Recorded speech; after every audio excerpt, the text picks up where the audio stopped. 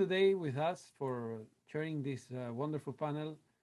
A distinguished panelist, panel coordinator, panel chair, Dr. Kelly Marsh Taitano, with whom I would like to say a few words as the form of an introduction.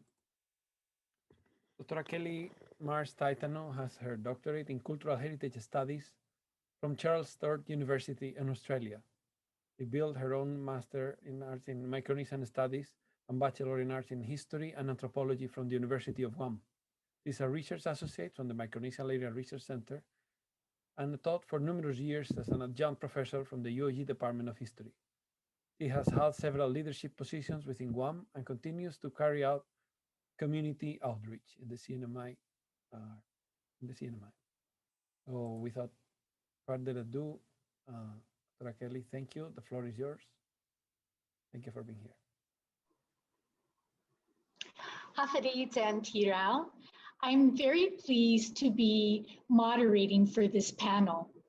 It's so important to study and hear about the nuances of history, and certainly not all World War II imprisonments, even in our region, were the same. So this is an opportunity for us to hear some of those nuances that tell us of those different experiences. First, we have Don Farrell. Don Farrell was born in Redmond, Oregon on July 28, 1947. Mr. Farrell served in the U.S. Air Force from 1965 to 1971, then earned a bachelor degree in biology from California State University in Fullerton in 1973, and a degree in secondary education from California State College at San Bernardino in 1975. Mr. Farrell began teaching on Guam in January 1977. In 1981, he published The Americanization of Guam, 1898 to 1918, which was followed by The Sacrifice for Guam, 1919 to 1943, and Liberation, 1944. Farrell moved to Tinian in 1987 and published the first history of the Northern Mariana Islands in 1991, and subsequently published the history of the Mariana Islands in two partition and modern history of the Northern Mariana Islands. Most recently, Stackpole published Atomic Bomb Island and the story of the atomic bomb on Tinian. Mr. Farrell served 4 years on the CNMI State Board of Education, 2 as chairman, as a member of the board of directors for the Northern Marianas Humanities Council and the CNMI State Historic Preservation Review Board. So with that, his presentation will be on Camp Chulu, From Tragedy to Triumph. And I, along with everyone else, am very interested in hearing more details about this very interesting part of our history. So Juis Maasi, Mr. Farrell, for being here, and we shall be setting up our questions in anticipation. Hello, everyone. This is Don Farrell coming to you from Tinian. I'm very pleased to give you this brief presentation of these slides of Camp Chulu on Tinian during World War II. This collection of photographs was made possible in part by a grant from the CNMI Council for the Humanities, which is funded in part by the National Endowment for the Humanities. Before I get started, for those people who are not from the Mariana Islands and do not understand our geography, Tinian is located about 3 miles, just less than 3 miles southwest of Saipan in the Marianas Archipelago. Tinian was a center of economic development for the Japanese, and of course it became a major military base during World War II. On the left, you see a map of Tinian just before the invasion. This was the map that was given to all of the invading forces before they landed on Tinian. And on the right, you will see a map of Tinian as it was at the end of the war. And if you look carefully at the map on the right, you will see 96th Street and 8th Avenue. And there is the Camp Chulu area. Now, Camp Chulu was built in Chulu, pre-war Chulu village. In the books, you will see it written as Churo with an R-O, simply because it was mispronounced by the Japanese. I will be using the traditional Chamorro spelling for Chulu village and Camp Chulu. This is what is today San Jose village, but was Tinian town during the Japanese era, the Japanese administration of Tinian. There were about 6,000 people living in Tinian town at that time, but you can see that the rest of the island is covered with small farms, most of it sugarcane, although other crops were also grown here. This is the sugarcane factory that was built on Tinian beginning in the early 1930s. It was operational and providing sugar to the Japanese army in Korea. This was a major facility. There were actually 2 sugar refineries in here and 2 alcohol refineries, a byproduct of sugar production. And here's Tinian town as it was before the first American strike. The biggest building in the village was the post office, which was also the bank. And the little building to the right was the Tinian jail. And then you see the main street through Tinian town called Suzerain, built by the Japanese. Now, comparing this to Guam at the same time, there was no private economic development of any significance on Guam, simply because the entire island was Naval Station Guam. It was a military base, and private industrial development was not encouraged. Northern Marianas, on the other hand, when the Japanese administration came in, through their mandate from the League of Nations, provided a civilian government, not a military government, for the Northern Mariana Islands. So this is civilian development. And there were many jobs here. The Chamorros did get jobs. Many Chamorros from Guam did move to the Northern Marianas and to Tinian, looking for jobs at about this same time. The government on Tinian did provide mandatory public education for all children. Chamorro children on Tinian and Saipan and Rota were segregated into their own schools, just as the schools at Naval Station Guam were segregated, separate schools for the whites and the Chamorros. And here it is separate schools for the Japanese and the Koreans from the Chamorro children. These children on the right are local Chamorros on Guam, on Tinian, and their school was out in Marple Valley. Now, I should also mention that before the first American raid on the island of Tinian, all of the Chamorros were taken off of the island and forced to move to either Rota or Saipan. The Japanese did not want them on the island for the anticipated invasion, in that the Chamorros were still considered loyal to the Americans, even though these Chamorros had never met an American.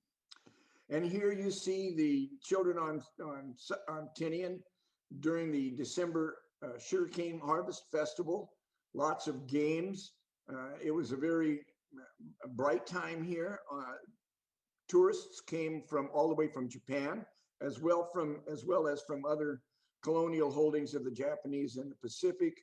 And the children had races. Some of the men had jujitsu contests. And a lot of Japanese simply came here to enjoy a vacation, as they do yet today. That was all destroyed, of course, by the invasion of Tinian, which began on July 24th, 1944. The city of Tinian town was completely destroyed and was eventually bulldozed to the ground. Here are the remains of the giant sugarcane factory, which employed the vast majority of the working people on Tinian, not only Japanese and Koreans, but also Chamorros. And Suzerain town, Suzerain Street, was also destroyed. And here you see the wild cattle already wandering in the streets. The leadership of the United States Navy, particularly Admiral Ernest J. King at right, Chief of Staff of the entire United States Navy, and Admiral Nimitz on the left, who was commanding officer of the U.S. fleet in the Central Pacific, were aware that there was going to be a civilian problem. They really didn't know what it was going to be, but of course they were aware of civilian management problems that had occurred in other areas, particularly in the European and African campaigns of the United States Army, Air Force, and Navy. So in August of 1943, they mandated a military government and a civil affairs division of that government. Excuse me. After the Marines landed on July 24th and began making their way south from the invasion beaches towards Tinian town, they began to cross over with these children that they found in the jungle, as well as adults. But it's heartwarming to see these battle-hardened Marines who had spent the last 2 years of their lives killing Japanese, and here they are tending to these children and bringing them out of the jungle to safety. Here you can see that they're arriving not at the camp yet, but at locations where they're brought out of the jungle. They are immediately interviewed by a generally speaking, a Marine, who is determining whether or not they are Japanese or Korean. And also, if they are Japanese, are they really civilians, or are they Japanese soldiers pretending to be civilians? And that was a critical problem all the way through the war. They automatically received whatever medical attention they needed, along with water and some food rations. These people had been hiding in the jungle ever since the first raid on June 11th, when Admiral Mitzer had arrived with his aircraft carriers, and they had lost everything they had. They had survived without food, gathering what food they could from the farms at night, eating local foods, including snails, anything to keep them alive. They were all infested with a variety of diseases, and it was a major problem for the United States Navy. They needed to keep these people healthy so that they did not pass diseases on to the combat troops. Here we are at the south end of the island, where hundreds of Japanese had hidden, hoping all along that somehow the Japanese Navy would come to their rescue and save them from the occupation. Well, obviously, the Japanese Navy got defeated at the Battle of the Philippine Sea, and therefore they remained in the jungle. Suicide Cliff is down at the right on the upper right-hand corner photograph, and all of these Japanese and Koreans started coming out of the jungle again to receive food and medical attention. They were then taken down to an area that had been identified that would be away from the combat troops, out of the way of the battle, and yet in an area familiar to them, particularly with access to pre-war agricultural farms. The Japanese not only grew sugarcane, they also fed themselves. So they grew truck vegetables for themselves and their families, as well as for sale in town. And Chulu village was one of those major farming areas. So here at the top left-hand corner, that is the intersection of 96th Street and 8th Avenue, as they were named by the Seabees after the occupation. To the right, you see the very simple structures that were completed by the 18th Naval Construction Battalion to at least get them out of the sun and out of the rain. But that is a sugarcane field that has simply been graded over. And it has not rained at this point, but as soon as it does rain on that land, that whole thing turns into mud. Now down below, you can see the village as it has grown, as it grows over the year. These Japanese and Koreans are going to be in this camp for 2 years. 2 years. The Seabees, the 18th Seabees, and then the 135th Naval Construction Battalion were assigned to help these people build their home structures to be able to give them an equitable life according to the rules of war and the Japanese Articles of Convention. Here they are arriving by truck. That little building on the right-hand side was an initial medical dispensary. Again, another shot of the camp as it is developing. It's a barbed wire stockade, 1 mile square. They had no running water. All they had was latrines. Now, as the camp developed and as a rapport developed between the military government civil affairs department and the other military installations on the island, the civil affairs department of the military government within Camp Chulu was able to allow these Japanese and Korean civilians to come out and work daily. They didn't get paid very much, but they did get out of the camp. They went to the actual work sites on military installations. If you look at the center lower photograph, you can see there's smiles on the face of some of them that are heading for the 92nd Naval Construction Battalion.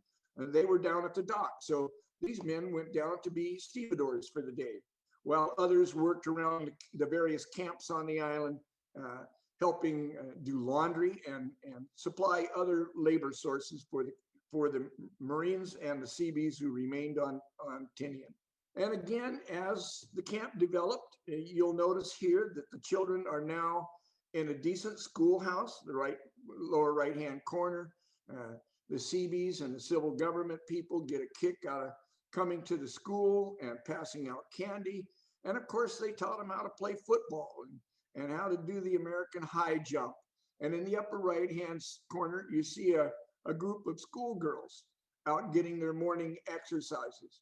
What's important to notice is that they are now healthy and well-fed and reasonably well-dressed. The camp is improving in its structure. Quonset huts are being built for the Navy's civil affairs and the military government. The other buildings that you see, like in the bottom right-hand corner, those are pre-war Japanese farmhouses. And what they've done is gone around to the village and find all of this scrap metal to build new roofs on top of it. Not really very much different than people do today, repairing their houses after a typhoon with broken leftover tin as they can find. And here they were now getting entertainment. Up on the upper side, you see Okinawan entertainers, right? They had been trapped on the island right before the invasion, remained in Camp Chulu. Now they've been able to get some cloth and some materials, and once again, they are giving entertainment. Now, this entertainment that they provided, people did pay a small fee from the camp to go in and watch these shows. The money that they raised was then used for a community chest to help the orphans. 50% of the children under 16 years of age who entered the camp did not survive. Their parents did not survive, and they became orphans. Most of those orphans were immediately adopted by Okinawans and Koreans. A few of the Japanese children were never adopted. Down in the right-hand corner, that is the very first Korean Catholic service. They found an American chaplain who spoke Korean. He gave the service in English and Korean. It was then interpreted or better spoken by a Korean minister. And so they began receiving religious services on the island in the camp. One of the most magnificent developments within the camp was the internal management of affairs. By about halfway through their stay, towards the middle of, not even the middle, early 1945, the camp began organizing businesses. And this was done by the Japanese and Koreans themselves. It was overseen, of course, by the camp administrators, the Navy Civil Affairs Department, but all of the products that were sold in the camp, right, were purchased from the Navy store at Navy prices, and it was sold then purchased by this cooperative store, and then sold to people within the camp using the money that they had earned working around the island. Also down below, you'll see that there was a blacksmith shop, a tin shop where people could buy homemade coffee pots or teapots, ladles, things that were made for people's survival. In the middle, there's a barber shop opened up. These were not available to the United States military personnel, but it had a regular business with the Japanese and the Koreans. Should also mention that the term Japanese included Okinawans. To the Japanese, Okinawa was an integral part of Japan at this time. It was actually a prefecture, like a state in the United States. They were a prefecture of Japan. So they were Japanese, and sometimes makes it difficult to determine exactly the populations of the Japanese and the Okinawans. The best information that we can find is that about 70% of the Japanese population was of Okinawan descent. Now, the Koreans were never integrated into the Japanese Empire. The Koreans held a hard grudge against Japan for occupying their land and for taking over control of their government. The Koreans had to be separated from the Japanese in the camp. Some of the more arrogant Japanese were actually killed by Koreans in the camp, getting even for previous times.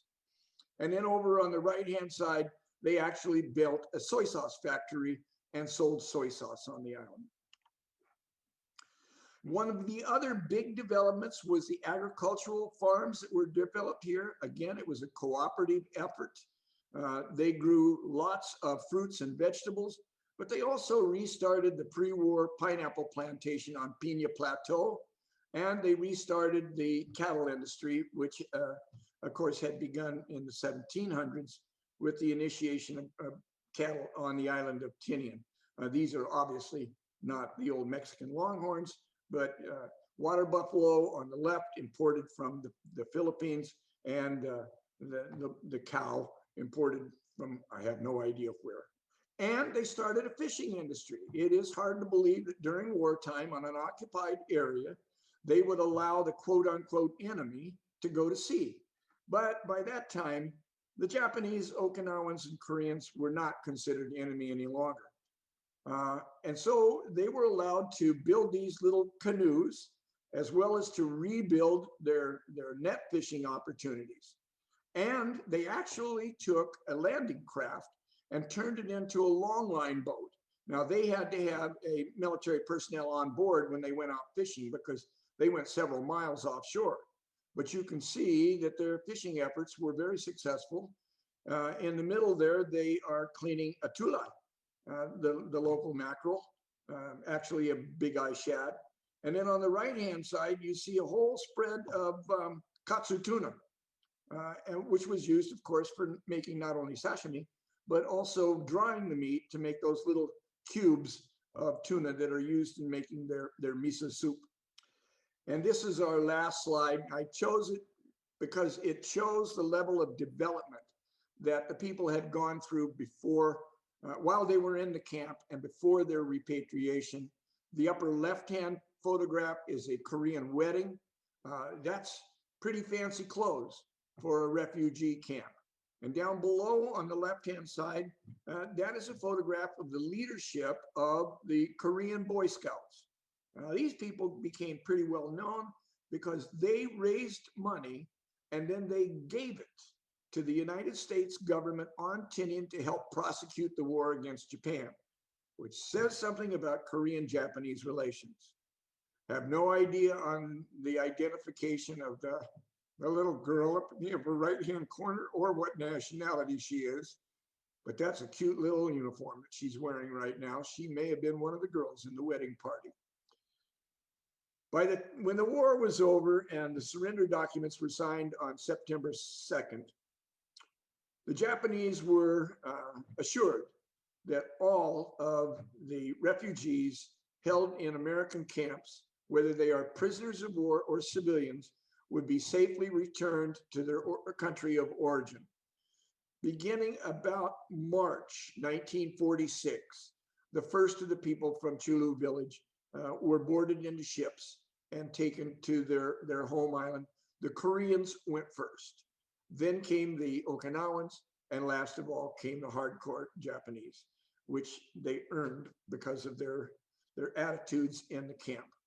By end of June 1946, all 11,500 refugees who had survived the war on Tinian had been returned to their country of origin.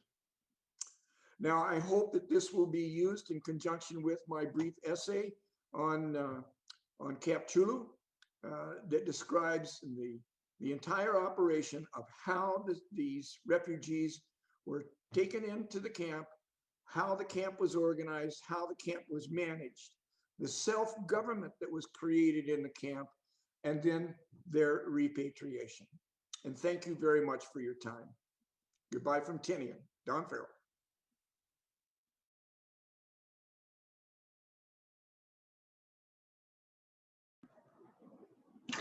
Well, there has been quite a bit of response to your excellent presentation, and I look forward to sharing the questions and hearing your response. So there are those that have thanked you for your presentation. Dr. Cunningham noted that he always learns something from you and he will never tire of it. He also asks, Dr. Cunningham, was there a Japanese underground hospital in Tinian? There were Japanese military aid stations, right, during the battle time, but it was not necessarily a hospital. It was simply to take care of wounded Japanese during the combat phase. There was no underground hospital after the war. Thank you, Dr. Cunningham, by the way. Yes, and Judy Flores, Dr. Judy Flores, she says another great research project. And for Dr. Carlos Madrid, he also says, thank you for this interesting presentation, Don. Is there further research that you would like to conduct about Camp Chulu, or do you feel that the topic has now been covered? Oh dear, no. It definitely needs to be corroborated by the Okinawans themselves. I simply haven't been able to make contact with the Micronesian Repatriation Association since the COVID pandemic began. But I would like to see this expanded by first-person accounts from people who actually lived in the village. That sounds excellent. I would really look forward to that as well. I appreciate your effort. This is by, I believe the name is Evan Lispiritu. I appreciate the efforts to distinguish Okinawans from the Japanese, given Japan's long history of colonialism in Okinawa.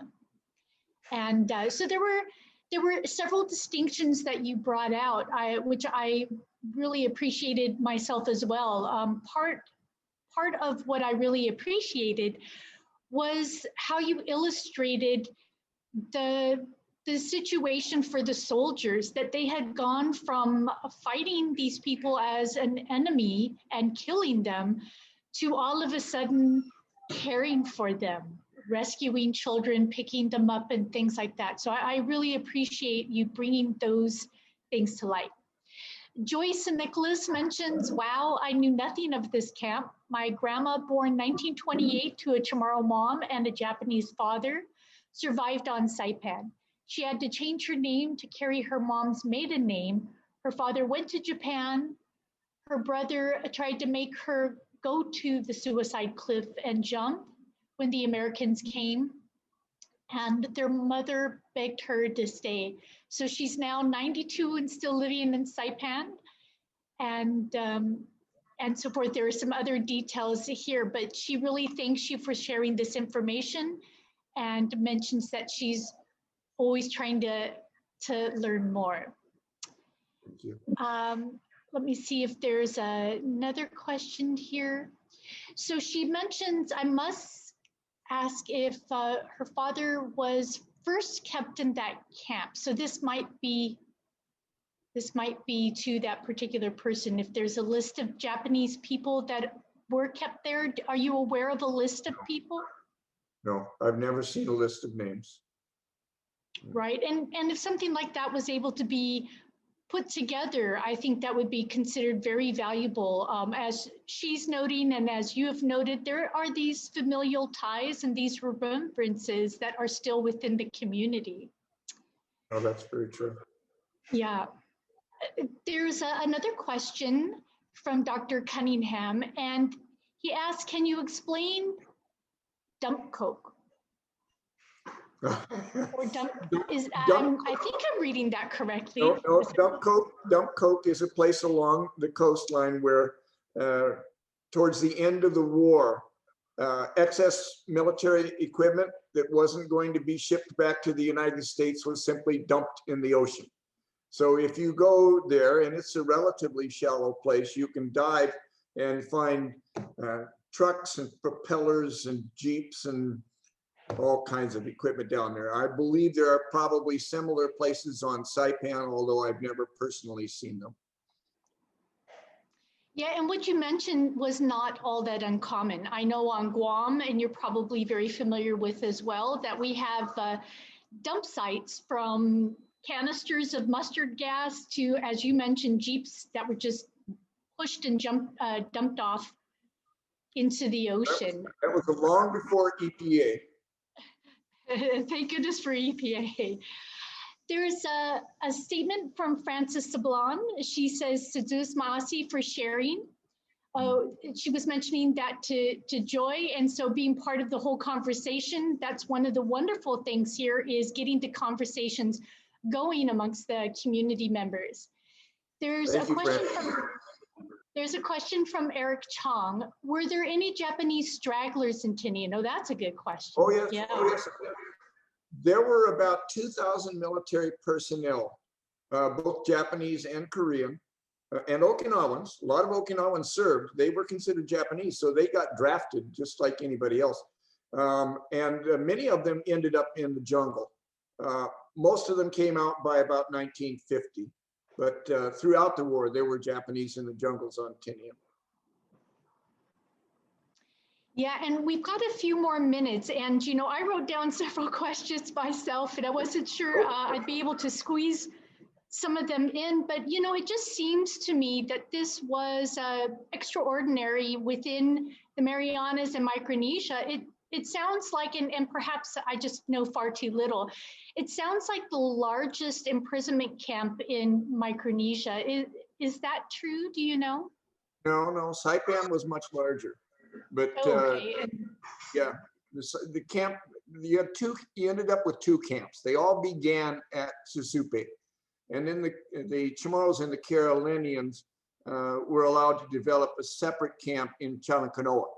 Right, but the Japanese camp was in Saipan at Camp Seabee. There were more people there than there were on Tinian. And that makes sense, given the large civilian working population that was there. So we have 1 minute left, and I just wanted to ask also, is there something that you would say is different here in this case in Tinian as compared to internment or imprisonment camps elsewhere in our region? Well, there were no Chamorros or Carolinians on Tinian at the time of the battle for Tinian. They had all been removed from the island in either late 1943 or early 1944 to keep them out of the way. So it was unique in that there was no indigenous population within the camp. Therefore, the Navy Civil Affairs Department that operated the camp had to have a different attitude towards managing the camp. Of course, you did not, on Guam, you had a very small population of Japanese captives to be retained. On Saipan, there was a very large number, but they also had Carolinians and Chamorros in the camp. So Tinian Camp Chulu was unique in that there were no indigenous people within the camp at the time, which made management perhaps easier in some ways and maybe more difficult in other ways. But the Japanese that were here had been here for 30 years. Many of them had been born on the island, and they do come back annually with the Okinawan Repatriation Association, which says something about their experience on Tinian and their experience in the camp. Yes, and you really outlined quite an interesting relationship that developed. And so I look forward to reading this when you submit it here or elsewhere and getting to read through even more details. So Siduas Maasi and Olomwe, Mr. Farrell, thank you so much. We look forward to your presentations at every conference. Thank you. Yes. And if anybody's interested, my paper is finished. Those who know me and have my email address, I'd be glad to send them a copy. But we're looking forward to the publication. Excellent. Yes, very good point. Those publications have become so important for the research and the educators as they give out assignments and encourage their students to do more reading. So they are a valuable, valuable resource. So again, thank you so much. And I will go on to introducing our next presenter.